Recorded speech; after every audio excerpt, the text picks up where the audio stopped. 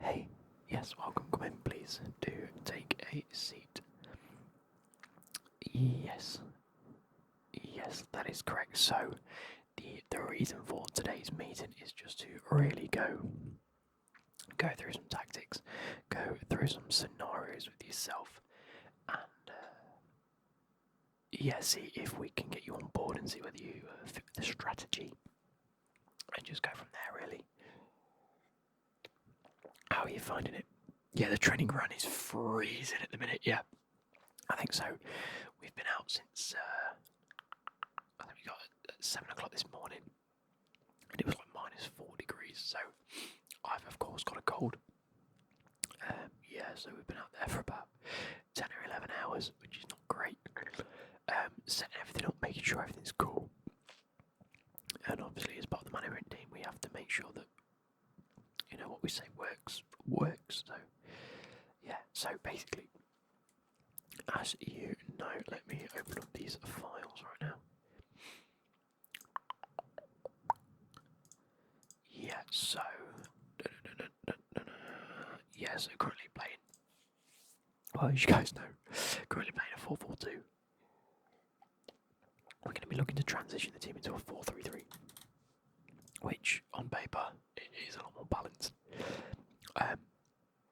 We're as of yet we're undecided whether we're going to go with one holding midfielder or two pivots and an attacking midfielder. So that's something that we need to discuss. Yeah. So I'm going to put 4-3-3 and then just put a pivot and then 4-3-3 holding just in here right there. Yeah. So first and foremost, speak to me as if I have absolutely no idea about yourself or what position you play or what your strengths or your weaknesses are. Really, just lay it all down on the table. I'm going to make some notes because ideally we look at the stats, we look at the numbers, and we tend to look at clips and video recording and all these analytical things. But what we don't really look at is feeling and emotion and understanding. So that is the reason for these types of interviews.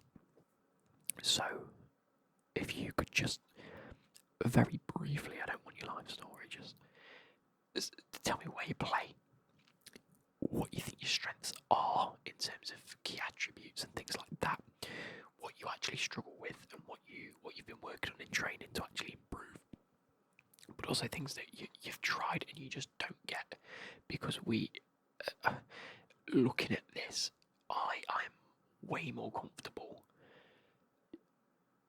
putting you in a position or creating a specific tactical role around, creating a role around your position that can hide the weakness and play to your strengths, really. Like, think about Trent Alexander-Arnold. His strengths are just playing the ball into the box. Like, it's his key strength. So the way that Liverpool set up, play to that. Like, defensively, he's okay. I wouldn't say he's one of the best right backs in terms of defending. He isn't the worst. I mean, he can do the basics, but the way they set up is to allow him to be okay in defence whilst still playing a vital role going forward. So yeah, think about that. So central midfield, perfect. And would you say if currently as you're playing the 4-4-2, do you prefer it on the left or the right? Left, okay, and why is that? Just feels more natural. Okay, no worries. Have you ever thought about, thinking a little bit deeper into that? Is there a specific reason it just feels more natural? I mean, left foot or right foot? Right foot, okay. Might look into that. A right foot on the left hand side of a midfield is a bit strange, but I suppose for now we've been playing a lot of wing play, trying to get the ball forwards or out wide to your left midfielder, I suppose, for yourself. So being right footed, it opens up the left hand side of the field a bit more. So if that's the route we're going down, it makes sense. However, we might look to transition you if we do play either way we're playing with either a holding midfielder and 2 attacking midfielders, or the 2 pivots, so a right defensive midfielder if it were, a left hand side central midfielder, and then an attacking midfielder. So yeah, okay, so I can make a note you do prefer to play attacking wise, so I'll put you attacking. So there is a possibility. Would you be happy to play central in that number 10 role? Okay, so say we were to play with the 1 holding midfielder, you'd be more inclined to play as one of them, either side midfielders, whereas if you were to play with the double pivot, you'd prefer to play as one of the pivots, not the attacking midfielder. Okay, so I'm gonna knock that off and keep it as we've got it. Okay, so you're not opposed to playing on the right side, it just because you've been playing left hand side. Okay, right, okay. So that's fine. Like I said, it's all about me getting to know you. I don't want to put you in a position where you play in a certain position that you're not comfortable in. So as long as you're feeling comfortable, like if we look at this in, I don't know, 6 to 8 weeks time, and the way that you've been playing isn't working, I can go back and say to the managers and the coaching team, look, we've clearly identified his attributes and you're not playing him in the right position, so there is always that. It is just something to fall back on in the evidence, but at the same time, if the managers are saying you should be doing better, and you as a player or any of the players go, no, it's not right, we can go, actually, you have said this. So I suppose it works, it's a double-edged sword. Okay, central midfielder, right-footed. So key attributes: vision and passing. Yeah, brilliant. That's what we tend to expect from a midfielder such as yourself. So going forward, fitness-wise, how are we looking? Yeah. So you've been doing the 5Ks. What's your sort of times in terms of a 5K? 5K run. 15:30. That's very respectable. Definitely engine territory. I think it's a very respectable 5K time. Okay, so definitely stamina, because obviously there's going to be different roles given to the different midfielders in this, and then I can sort of talk you through a lot of it as we go along. Okay. So talk me through just the feeling of either of those formations that I've been talking about. So, how do you see the team best fitting? Yeah, I know it's up to the manager, but in an ideal world, say tomorrow you made captain and you got to pick the formation, and the manager said, "Look, I need your help. We've got 1 game to win, and we get promotion. We lose it, we get relegated." Just in a hypothetical world that happens. Say that was the predicament, and you had to advise the manager on what you think the best strength is. Which out of the 2 formations would you pick? Yeah. So he's actually next in, and again, as much as these conversations between you and myself are important, there is quite a bit riding on that defensive midfielder position. So if you say that person's going to be comfortable playing, that holding midfield role, it's more than likely that we're going to be playing with 1 holding defender and 2 rotating midfielders. Regardless, I just think it's best to sort of still speak to yourself and the other midfielders in the group and figure out where we can progress forward and what sort of roles we want to be playing with. So, to cut a long story short, because I feel like I've been dragging on a little bit. Say we take this 4-3-3 holding role. Now, at the minute you've been playing on that left side of midfield, either play forward or to your left, so as a right footed, brilliant. We don't want to switch the play. We've got a team where, we're down a striker mid-season. It's not looking good.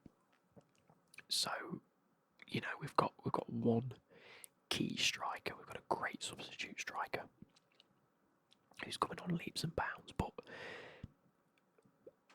that leaves us with 2 strikers on the pitch and none on the bench. So hence the reason we're changing to 3 up front. Then wide players have been absolutely killing it, and I think they've been crying. They've been absolutely crying out for a bit of creativity and a bit of freedom to just get forward a little bit more. So we've said we work with them. The defence is strong.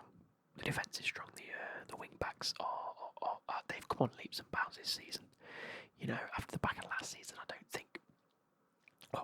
think it was key to move to a bit more of a supportive system for them. But now they've had that guidance, and I think we can let the wingers go on a little bit and not have to have that much defensive capabilities.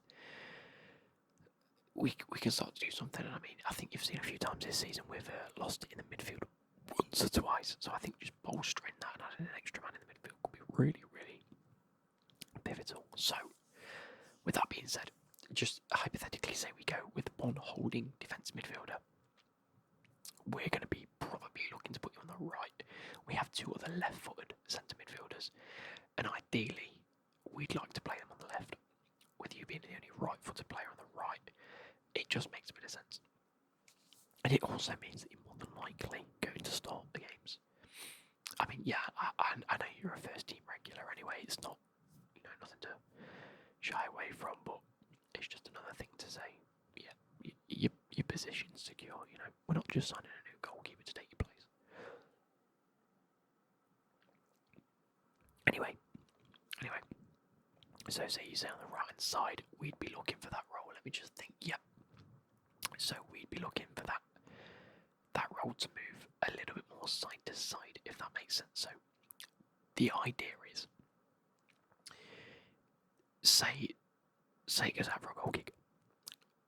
We want you to be as rigid into that formation as possible during a free kick, goal kick. So goalie kicks it. It's going out wide. Simple as that. That's important because the winger will be looking to receive the ball. Or it will go out to the fullbacks. If the play is short, it'll be out to the fullbacks. If the play is long, it'll be out to the wingers. Now, imagine you're here. The wingers are here. The ball's played. Ball's played to the winger. You've got a striker here. If you're on that right-hand side, we want you close. We want you close so that the winger is not going to be able to control it against a wing back. He's going to be looking for the knockdown, and it's either going to be a knockdown back to you, back to the wing back, or on to the striker. They're the 3 options, and depending on what he can do, depending on the space and depending on the game, that's what we're looking for. That is a key scenario in this because we just push the field of play straight up. We want to progress the ball as high up straight away. Now, say for instance the ball's played to a central defensive midfielder. How can I explain this? Again, communication is going to be key. As that side-to-side role, you're the one that's going to be creating space. You're going to be the one to come short for a start. We're not going to be looking for you to make a run in behind. We want you to be within maybe 5 to 10 yards of that defensive midfielder when they're about to receive the ball. You need to be sharp. You need to be, you've told me your vision is good. You've told me your passing is good, and that's what we look for. Brilliant. That vision is going to come in because we're going to need you to read the game. If you think, hang on a minute, the CDM's created space here. The defender's looking at him, or the winger's looking at him, and he's playing the ball back. We need you to have a quick look, find a bit of space that's within 5 or 10 yards, stay close. The other midfielder, the left-hand side midfielder, is the one that's going to be making a forward run. Now that is key because 1, it creates space. 2, if we can then look to go forwards quicker, we will. If that man is then marked, it will create the space that he's created, and you should be able to fill that gap for a shorter pass. Turn. You should then have a winger, striker, a midfielder that's progressed a little further. If neither of any of them options are available, the defensive midfielder will still be there. So that is your role. Fill them pockets. Honestly, like a goblin with a handful of gold, just fill the pockets. You know what I'm trying to say? And that's why we say it's more of a side-to-side role. It's not looking to get forwards, it's not looking to get backwards, it's just looking to fill in them little pockets side to side. Now, that's not to say that if you find yourself on the left-hand side of the pitch, you make a run for it. But starting position-wise, that's going to be your role. So, say your partner in midfield has made that run forward, he might find that if you've come short and you can rotate a little bit, that's what I'm trying to get to. So yeah, that's going to be the main role. Again, play simple football, keep it simple, stupid. You know, that's the motto for a lot of the people here. Pardon me. And again, if we are going to play a holding role, I really think we should. I really think we will. And I think the conversation I'm going to have in a few minutes with, your good friend, hopefully he agrees to this. Now, just playing devil's advocate. We're playing a pivot. We have a central attacking midfielder and a defensive midfielder. No, sorry, and two holding midfielders. On the pivot. For yourself, knowing that defensive capabilities-wise, it's not looking good, Briv. But again, vision, passes, stamina, all good key attributes for a central midfielder to have. We'd be looking for the pivot of you getting forward and, how can I put this? Trying to get you forward over the other player. The other player will be a good friend. And his capabilities are a lot more defensive, which is why I think we're going to end up going for that holding position. But say, for example, we want to play really attacking football. The side-to-side role that yourself has just, I've just explained to you, that'd be done by a more attacking player. Your central attacking midfielder will be the one that finds them pockets. And I think it's essential for that person to find pockets because that is their role. The number 10 role is brilliant for just sitting in between the defence and the midfield. Now, if you can scan and find the pocket, that creates a lot of space actually in the midfield or the middle third for the likes of yourself. And that could be good because that's when, if the ball's played into him by a wing back or a winger or a defender, or even yourself, they're going to be in a pocket of space and it's just going to draw potentially 2 or 3 players a little closer. The best of the best in that attacking midfield position will fill in a space that's somewhere in between the right back, centre back and a central midfielder. Maybe even the 2 centre backs. And if they can find that space, you've got 3 people, potentially, that think that player is being marked by another person. And that's key, because one of them eventually will have to go. Whether it's a centre-back, whether it's a midfielder drops a bit deeper, whether it's the right back has to sort of come inside a little bit and look and monitor 2 people. And that's key. Because the minute you draw one, that's sort of like the trigger point in the attack. The minute one gets drawn, if the wing back gets drawn, the winger goes. If the central midfielder player gets drawn, you've got space. You have got space. Absolutely fantastic. Ball comes into him, he's going to be looking for you because the person that will fill that role, their key attribute is to just notice who gets drawn. Don't bother about what players are making runs on your own team because they'll have their own job and their own thing to notice. I think that's key is as we move on to this level of football. It's not about getting us fine-tuned because we've been fine-tuned. You've been through the drills, you've been through the training, you all know how each other work. But it's about noticing 1 or 2 things that either relate to your position or others' positions around you.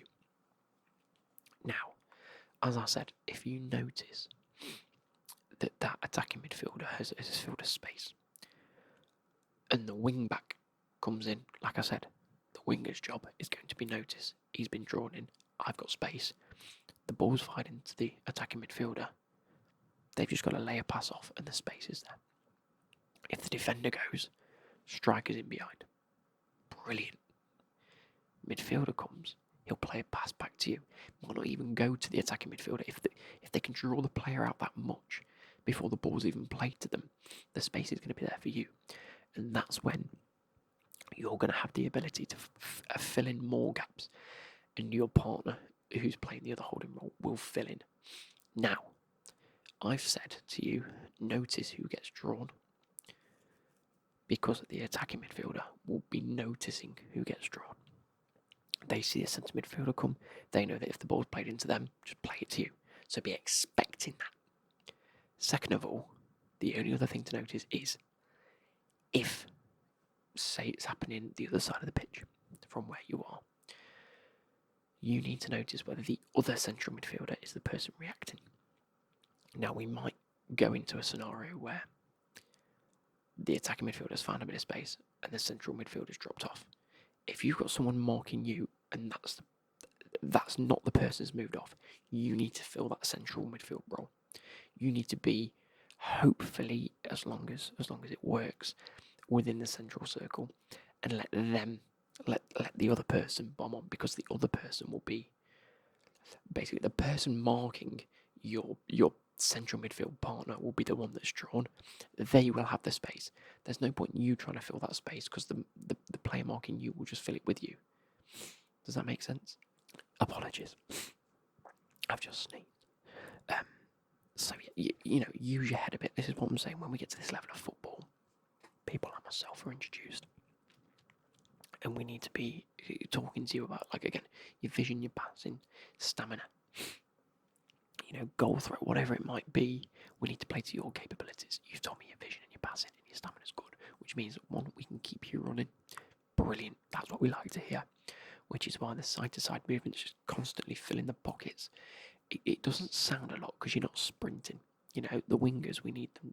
We don't necessarily need them to have good stamina as such. We just need to be able to have them bursting.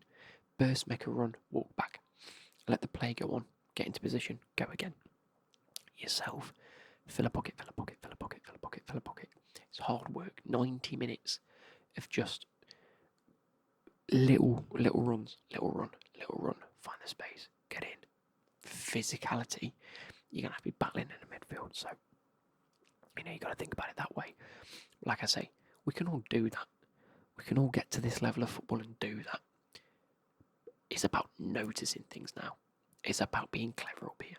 You know, you're natural. You're naturally passable. You'll naturally know instinctively where to look and where to pass. We can trust you with that as a midfielder. But it's about getting you clued up. Okay. Does that sound okay? If we were to put you in those two roles in the different systems, would you be happy with that? Yes, okay, cool. Again, thank you ever so much for coming in and just having this brief discussion. Again, once we've fully agreed on the formation and which out of the two we're playing, hopefully by now you'll know what is expected of you. The managers and the coaches will drill this into you in the coaching. This is just to give you a bit of a heads up and a bit of a question in time. So, yeah, I've got to go away after this, speak to the manager, sit down with the manager, the assistant, and a few of the coaches as well, to really drill who's going to be playing in the right position. Because, you know, say for instance, the manager said to me, right, I want yourself playing that pivot role, playing that holding role, because he's got great vision and I want to see him pinging balls. I'm going to sit there and go, no, because we've identified that role needs something a little bit different. And actually, you can still utilise you doing exactly the same thing with the vision and the passing in a slightly different role.